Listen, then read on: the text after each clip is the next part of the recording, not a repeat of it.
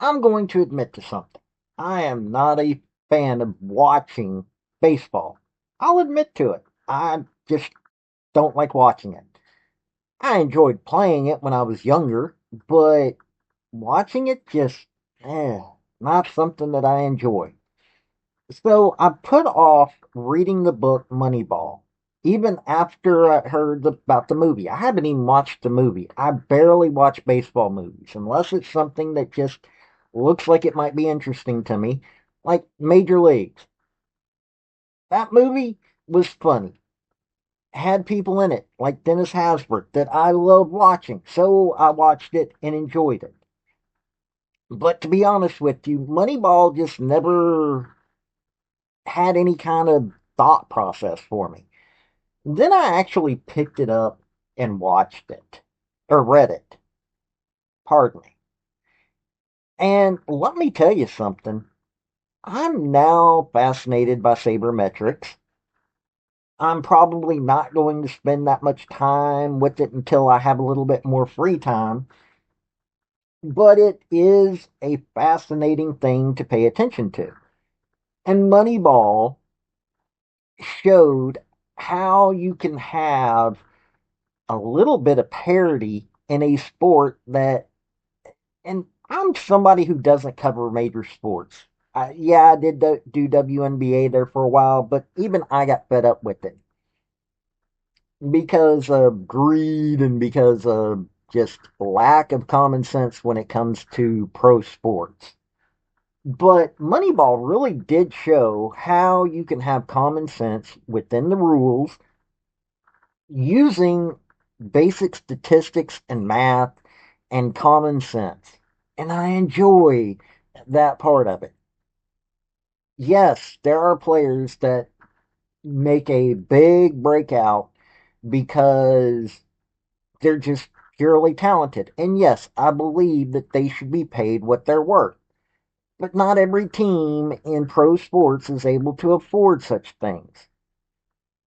Well, that's what Moneyball was all about. And let me tell you, I learned some things about Billy Bean, about the Oakland Athletics, and about baseball, pro baseball, that really fascinated me. Mostly because I'm somebody who studies the behind the scenes stuff.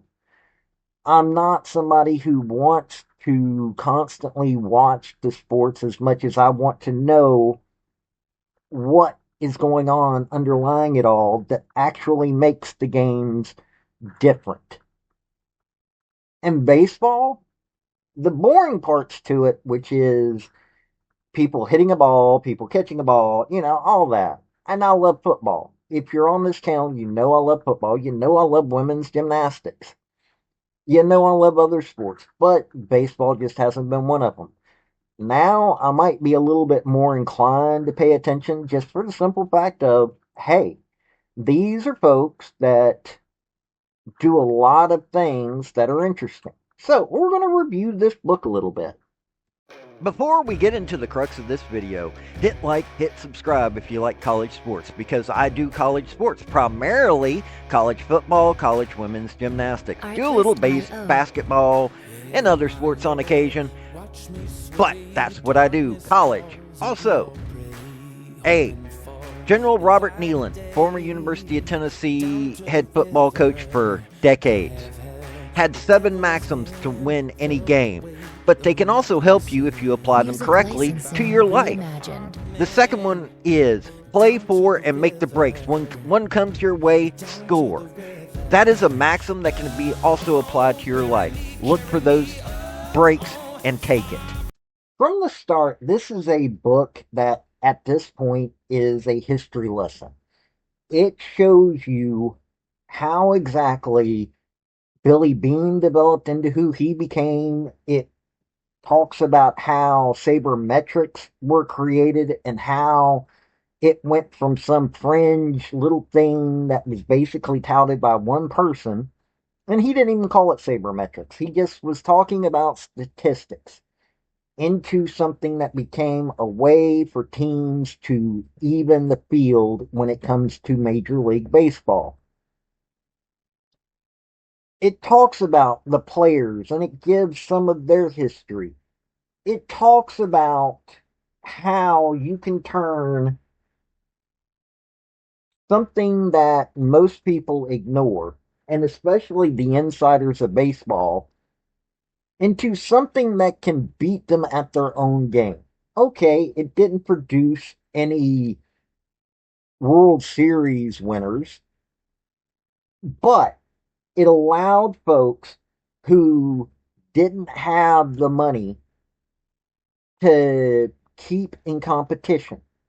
It allowed folks who were business minded to turn baseball into something that was profitable, that was able to have some common sense. And this book just highlights all of that. Let me tell you something. As a person, if you watch my football stuff, you know I'm fascinated with the numbers. It may not always translate into how the games go, but it does translate into real solid ways to view a game. Now, I love watching football. Don't get me wrong. I scream and yell at the television whenever Tennessee or Navy plays. But at the same time, I love the numbers. I love how to see what somebody is actually doing. And don't get me wrong, all the statistics that you see about football, it's more difficult to see because you don't see blocks as a statistic on a regular basis. You don't see how one player is able to slow down another player. But in baseball, there are a lot of ways that they can have more statistical evidence. And that's what Billy Bean and his crew did. They looked for the statistical necessities of the game. They figured out which they needed to focus on, who they could bring in that could take those statistics to a point that it could make the Oakland Athletics into a winning team. Now, I remember when Jose Canseco was in Oakland A and all the dominance that he produced just by himself. I remember, all kinds of players around the years. I remember the year of the home run battle. I remember those things. But I just have never really gotten into all of that. But sabermetrics, hey, this book shows me why sabermetrics can be something for somebody like me. And man, did I enjoy it. It also shows how those insiders of baseball have been doing more than they should be doing when it comes to paying out money to folks that don't produce what is necessary all the time. But hey, that's just my thoughts on it, and this book is really amazing at showing it. If you haven't had a chance to read Moneyball, and seriously, you should. You should pick it up. You should go to a library because I'm sure it's going to be in local libraries. You should, if I would even say you should buy the book, especially if you're major into sports.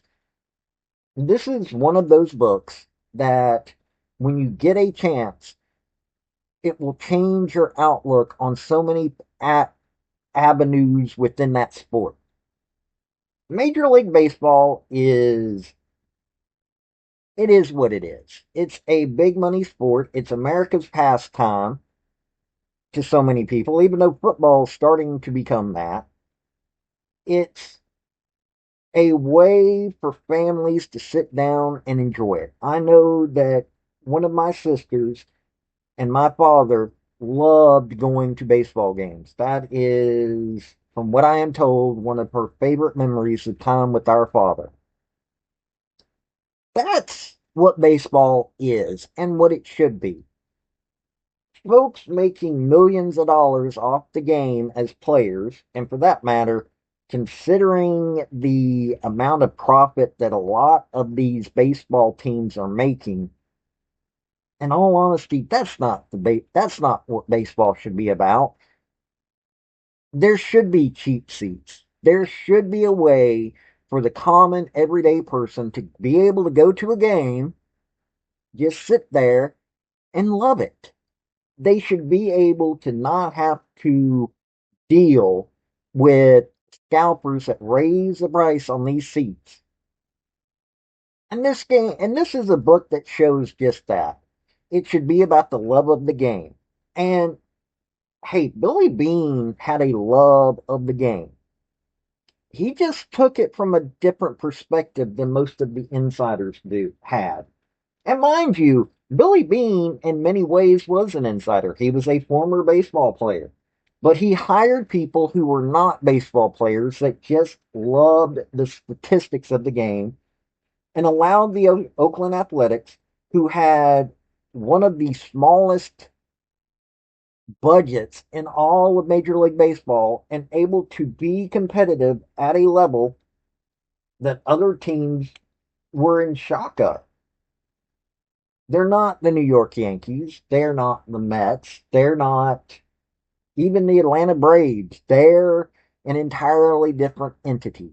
And this book, let me tell you, gave me a look inside the dugout that I will be honest with you.